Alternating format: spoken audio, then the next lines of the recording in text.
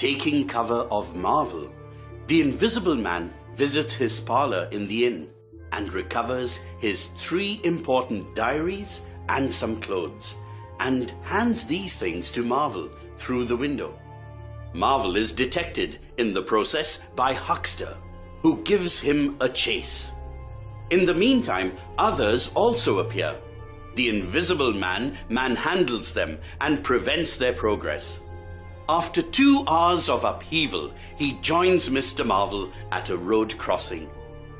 Mr. Marvel showed his reluctance to continue with him. The Invisible Man persuaded him not to give up. He suspected that the incidents in Iping would be widely publicized, making his movement difficult. He direly needed Marvel's assistance. Mr. Marvel succumbs, and eventually they go to Port Stowe.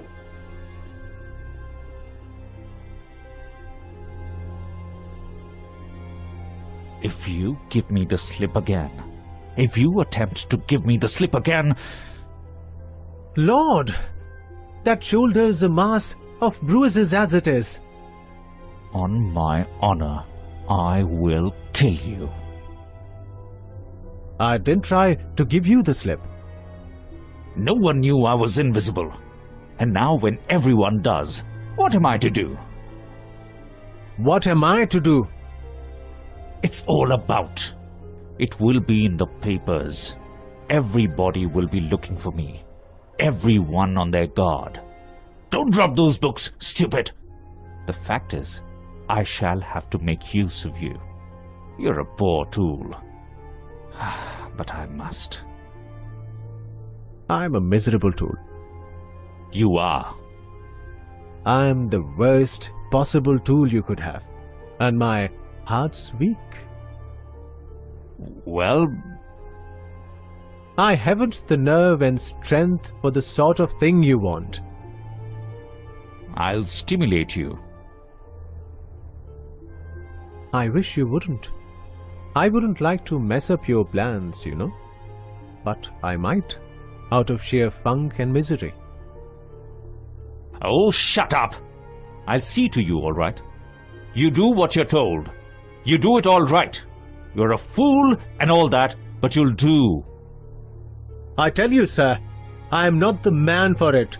Respectfully, but it is so. If you don't shut up, I shall twist your wrist again. I want to think.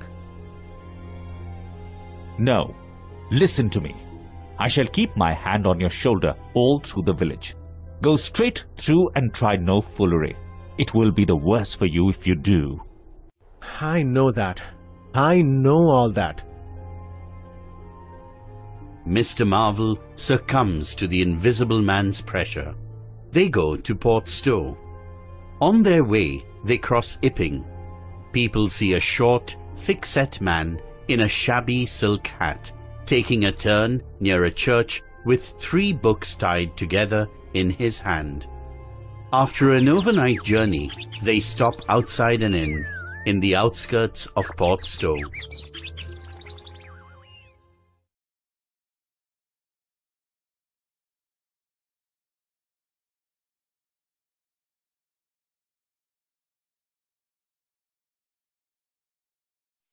Just seasonable weather for the time of the year.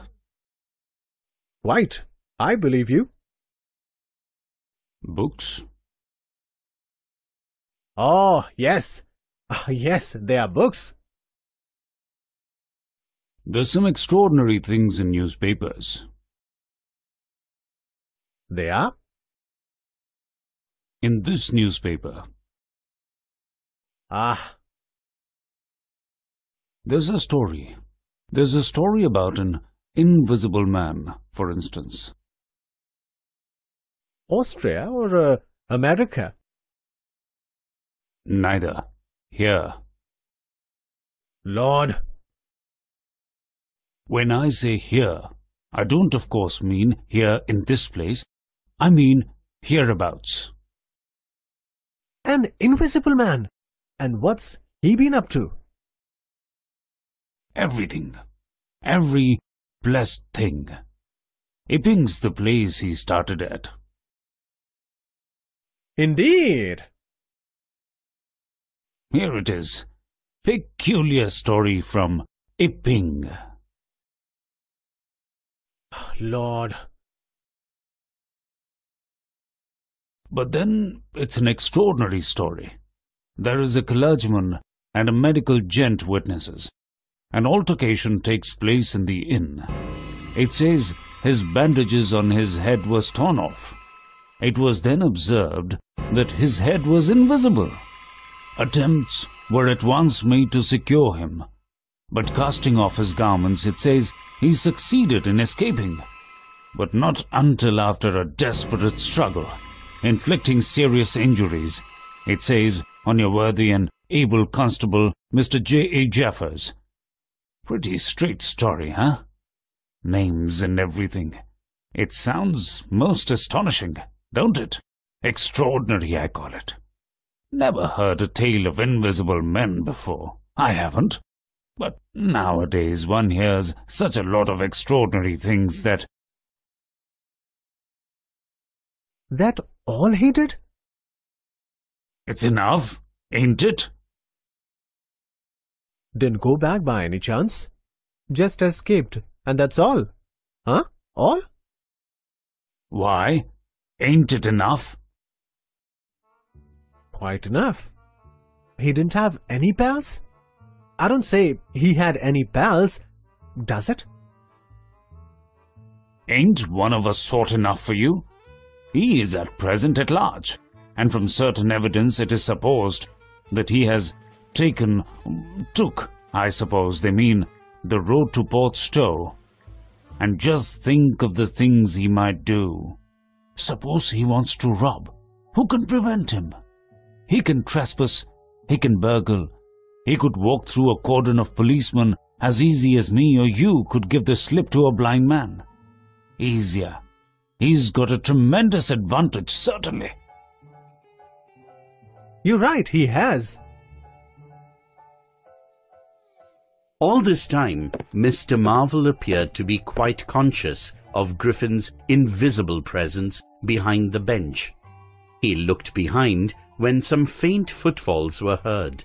He pretended to do it behind his hand when a coughing and a sneeze was heard from near his neck.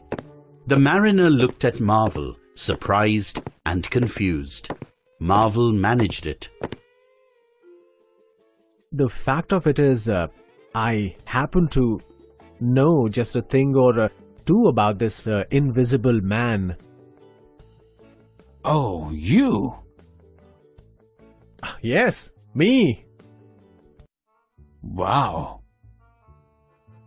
Ow. What's up? Toothache. But you were just going to tell me about this here invisible man?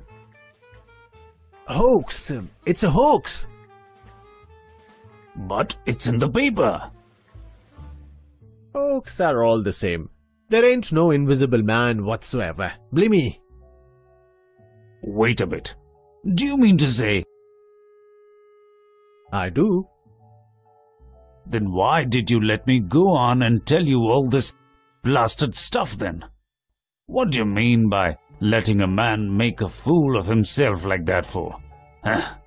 I've been talking here this 10 minutes, and you little pot-bellied, leathery-faced son of an old boot couldn't have the elementary manners. Come up. The invisible man suddenly lifts Mr. Marvel from his collar from behind and drags him away. Marvel resists to it, but finally is dragged away. You'd better move on, silly devil. I'll show you, you silly ass. Hoaxing me? It's here, on the paper.